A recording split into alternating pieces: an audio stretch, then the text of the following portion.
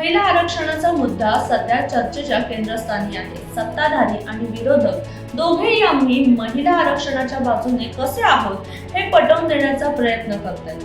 महिला आरक्षण विरोधकाची पार्श्वभूमी काय आहे, हे विधेयक सर्वात प्रथम कधी मांडले गेले या संदर्भात या व्हिडिओमध्ये आपण सविस्तर माहिती जाणून घेणार आहोत.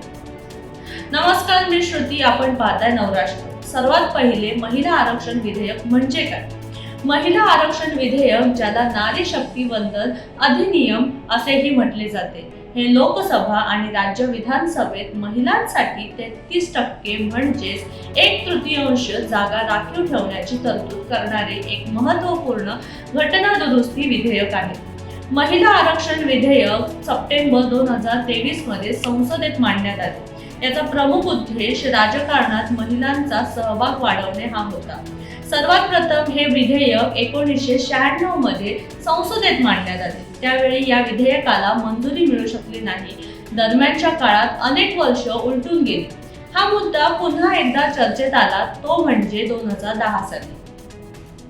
राज्यसभेत या विधेयकाला मंजुरी मिळाली, पण लोकसभेत याला अंतिम मान्यता मिळाली नाही. त्यामुळे हा विषय पुन्हा एकदा प्रलंबित राहिला. 2023 ला भाजप सरकारने नारी शक्ती वंदन अधिनियम या नावाने महिला आरक्षण विधेयक संसदेत मांडलं. 20 सप्टेंबर 2023 रोजी लोकसभेत हे विधेयक मंजूर झाले. त्यानंतर 21 सप्टेंबर 2023 रोजी राज्यसभेतही याला मान्यता मिळाली. 28 सप्टेंबर 2023 रोजी राष्ट्रपतींची मंजुरी मिळाल्यानंतर या विधेयकाचे रूपांतर कायद्यात झाले. या विधेयकामुळे राजकारणातील महिलांचा टक्का वाढेल असे वाटत असतानाच हे आरक्षण स्थगित झाले. यासाठी 2 महत्त्वाच्या प्रक्रिया पूर्ण कराव्या लागतील असंही सांगण्यात आले.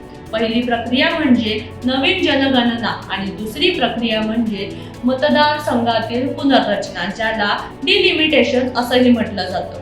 या प्रक्रिया पूर्ण झाल्यानंतर देशातील निवडणुकांमध्ये महिलांना 33% आरक्षण लागू होईल. या कायद्याचा मुख्य उद्देश म्हणजे राजकारणात महिलांचा सहभाग वाढवणे, निर्णय प्रक्रियेत त्यांचे प्रतिनिधित्व मंजूर करणे आणि समानतेच्या दिशेने एक मोठे पाऊल उचलणे.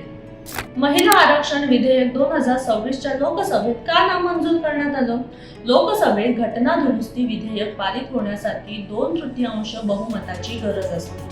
संसदेत घटना 131वी दुरुस्ती विधेयक 2026 वर झालेल्या मतदानाच्या वेळी विधेयकाच्या बाजूने 298 आणि विरोधात 230 मते पडली.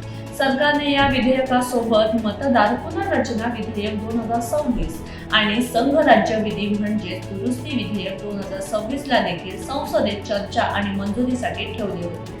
परंतु घटना दुरुस्ती विधेयक पडल्याने सरकारने उर्वरित 2 विधेयक पुढे आणलीच नाही. त्यामुळे 2026च्या लोकसभेत महिला आरक्षण विधेयकाला नामंजूर करण्यात आले. पण हे विधेयक महिलांच्या आरक्षणासाठी असून देखील वादाचा केंद्रबिंदू का ठरले?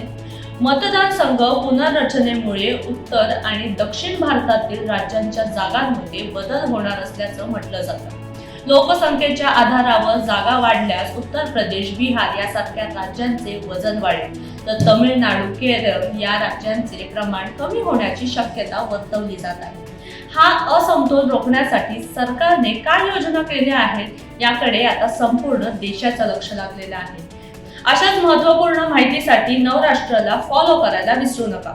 धन्यवाद.